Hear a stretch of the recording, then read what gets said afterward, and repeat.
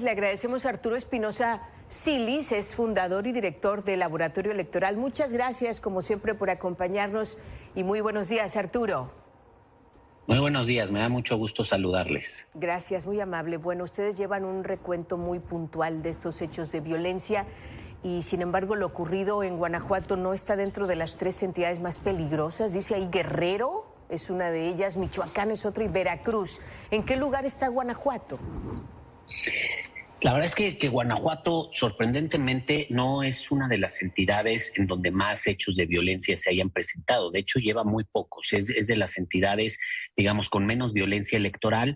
Como mencionas, yo agregaría además el estado de Chiapas, que es otra entidad donde se han presentado muchos hechos de violencia. Nosotros clasificamos 2 tipos de hechos, ¿no?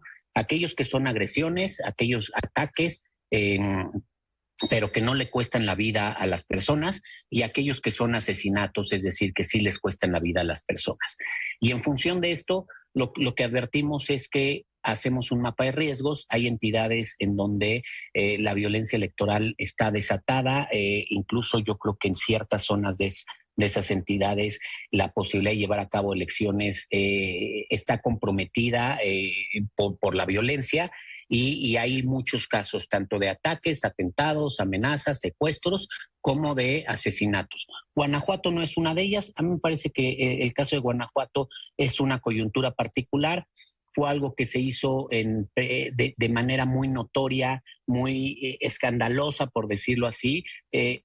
¿Por qué? Porque ocurrió a plena luz del día, en la calle, frente a medios de comunicación, había personas grabando, y bueno, esto se suma que es un estado opositor, es decir, es un estado gobernado por el PAN, y pues desde luego también aquí hay un componente político importante en el que se busca y meter toda esta situación de manera muy lamentable. Incluso se discutió en la Cámara de Diputados, en la Cámara de Senadores, cosa que no ha ocurrido con otros casos similares en los cuales se ha buscado minimizarlos. Le quiero preguntar, ¿dónde es que, por decirlo de alguna manera, se atoran las cosas para brindarle seguridad a los candidatos? El partido o el candidato solicita la protección al INE, el INE a las autoridades. ¿Y qué sucede? ¿Por qué no se da esa protección? Y en este momento vemos cómo se están echando la culpa y se están pasando la pelotita unos a otros. A ver, es muy buena pregunta la que me haces. Y creo que aquí reside gran parte del problema.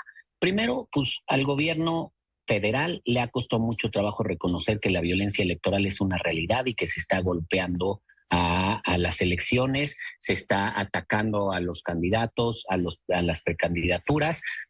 Ahora sacó algunas cifras realmente muy menores a lo que está pasando, y busca o niega el problema o lo minimiza.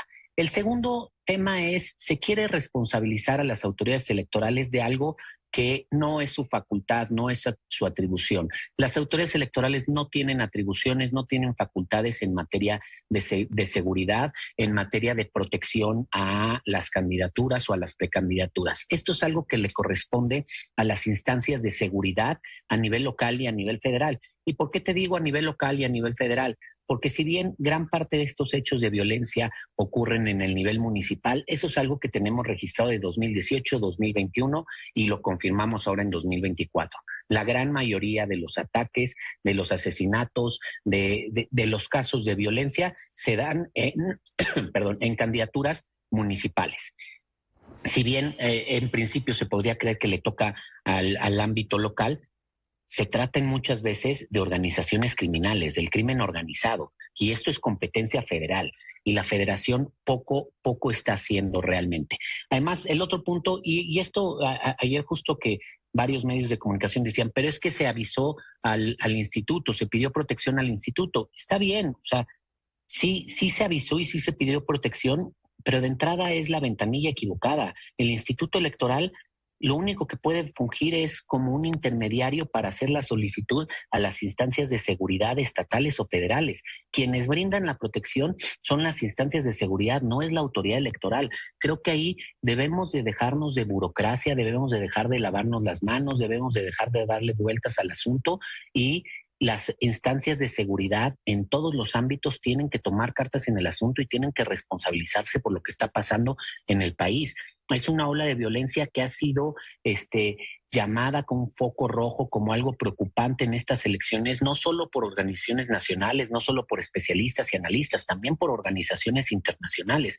Y es algo que al menos se ha venido viendo y registrando en aumento desde 2018, es decir, llevamos 6 años y poco se hace. En las elecciones se habla de ello, pero ya después se nos olvida el tema y vuelve a venir otra elección y otra vez vuelve a ser un tema, pero en el Inter no se hace nada por trabajar y atacar este problema de raíz. O sea, independientemente de que el INE pueda hacer esta solicitud de protección, es responsabilidad del Estado mexicano, hablo de autoridades estatales y federales, que protejan a las y los candidatos. ¿Es así? ¿Lo comprendimos bien entonces, Arturo? Exactamente. Ya. Completamente es así. Ahora, ese mapa de riesgo que ustedes han elaborado y han venido haciendo desde pues que comenzó este proceso electoral, y también tienen un comparativo del anterior y que ya presentábamos a la audiencia, ¿alguien de las autoridades estatales o federales les ha solicitado este mapa de riesgo? ¿Lo tendrá el INE? ¿Lo tendrá la Secretaría de Seguridad? No, la verdad es que, o sea, no sé si lo tienen, al menos no es público.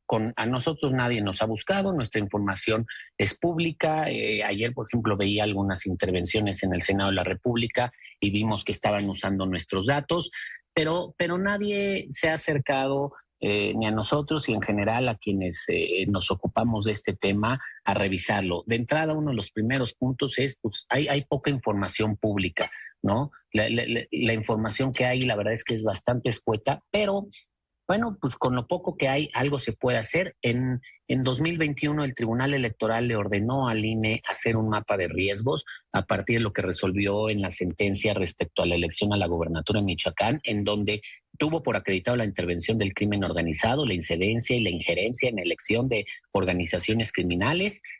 Y el INE no sé si lo tenga, no sé si lo haya trabajado, público no es. Realmente es un tema que a mí me parece que por un lado todo el mundo busca eludir su responsabilidad, pero por el otro tampoco saben muy bien qué hacer, ¿no? Las autoridades electorales sí están preocupadas, sí han llamado la atención, las autoridades jurisdiccionales, las autoridades administrativas, pero pocas facultades o atribuciones tienen en este tema. Y las autoridades de seguridad, pues durante mucho tiempo han negado el problema, y ahora que más o menos lo reconocieron, lo minimizan. Entonces, y desde luego lo usan para el golpeteo político o la politiquería, como le dicen ahora. 200% es el incremento que se ha tenido en cuanto a agresiones y violencia a candidatas y candidatos, pero estamos viendo que más a mujeres, ¿es así? No, a ver, aquí es importante. Esto es un 200% de incremento respecto al último reporte. Sin duda, estos primeros 3 meses del año, enero, febrero y marzo, ha habido una ola de violencia descomunal en el país en contra de quienes participan en las elecciones.